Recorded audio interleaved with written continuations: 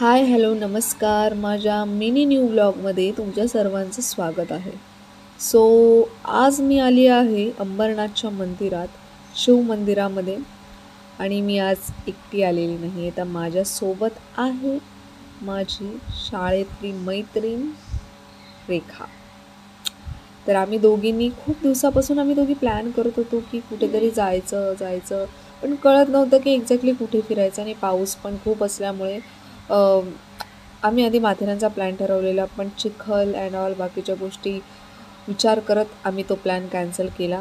आणि मी शेवटी तिला म्हटलं की आपण अंबरनाथच्या मंदिरात जाऊया का, शिव मंदिरात, कारण मला खूप दिवसापासून त्या मंदिरात जायचं होतं. आणि रेखासुद्धा हो म्हणाली. तर मग प्लॅन केला. अचानक ठरवलेले प्लॅनच आपले सक्सेसफुल होतात नेहमी, हे मात्र खरं आहे. तर हे जे मंदिर आहे हे कल्याणच्या दिशेला आहे. ज्यांना माहिती नसेल, तुम्ही बदलापूर, अंबरनाथ, कर्जत, खोपोली कुठलीही ट्रेन पकडून तुम्ही अंबरनाथला उतरून या मंदिरात येऊ शकता. रिक्षावाल्यांना तुम्ही जरी सांगितलं शिव मंदिर, ते बरोबर तुम्हाला या मंदिराच्या बाहेर आणून सोडतात. तर या मंदिराचा जो इतिहास आहे ना, तो फारच इंटरेस्टिंग आहे. तर मी तो इतिहास तुम्हाला थोडक्यात सांगण्याचा प्रयत्न करते. तर अतिशय सुप्रसिद्ध असलेलं हे शिव मंदिर अमरनाथ मंदिर, म्हणजेच आत्ताचे अंबरनाथचे प्राचीन शिव मंदिर म्हणून ओळखले जाते. हे एक पांडवकालीन मंदिर आहे. मंदिराचा इतिहास, महत्त्व व मान्यता अगदी विशेष आहेत. 992 वर्षापूर्वीचे हे शिव मंदिर अंबरनाथ शहराचे भूषण आणि लाखो भाविकांचे श्रद्धास्थानच आहे. शिलाहार राजघराण्यातील मामाज्वी राजाच्या काळात इसवी सन 1060 हे मंदिर पूर्ण झाले. हे मंदिर शिल्पजडित आहे. अंतराळ, सभामंडप, मंडपातील स्तंभ यांवर विविध देवदेवतांची शिल्पे साकारलेली आहेत. याच मंदिराच्या अगदी शेजारी पाण्याचा ओढा सुद्धा आहे. या ओढ्याला वालधुनी नदीचा ओढा म्हटले जाते. या ठिकाणाचे मूळ नाव आम्रनाथ आहे, ज्याचा अपभ्रंश होऊन ते अंबरनाथ असे झाले. हे शिव मंदिर भूमीज म्हणजे जमिनीवर दगडावर दगड रचून तयार केलेली एक वास्तू आहे. देशातील 12 ज्योतिर्लिंगांइतकेच हे मंदिर जुने आहे. अज्ञातवासात असताना पांडव या भागात काही काळ वास्तव्यास होते असे म्हटले जाते. या मंदिराभोवतालची भिंत आणि समोरचा नदी मंडप कालाओघात नष्ट झाले असले तरी मूळ मंदिर अजूनही टिकून आहे.